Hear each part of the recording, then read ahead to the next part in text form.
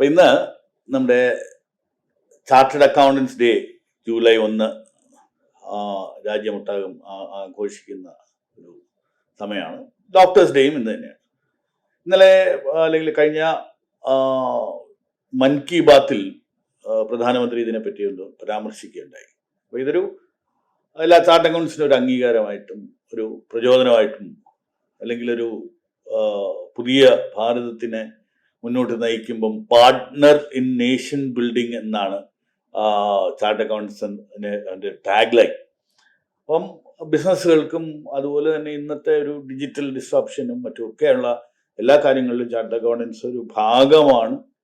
അപ്പം ഒരു chartered accountancy എന്ന് പറയുന്നത് മറ്റുള്ള പ്രൊഫഷനെ പോലെ അല്ല. അതായത് ഇതൊരു ആക്ട് ഓഫ് പാർലമെന്റ് ആണ്. ഒരു പാർലമെന്റിൽ പാസ്സാക്കിയ നിയമം അനുസരിച്ച് ഒരു ലൈസൻസാണ്. ഒരു പരീക്ഷ പാസ്സായി കിട്ടുമ്പോൾ അതിനൊരു ഇൻസ്റ്റിറ്റ്യൂട്ടിൽ ഒരു മെമ്പർഷിപ്പ് കിട്ടുന്നു.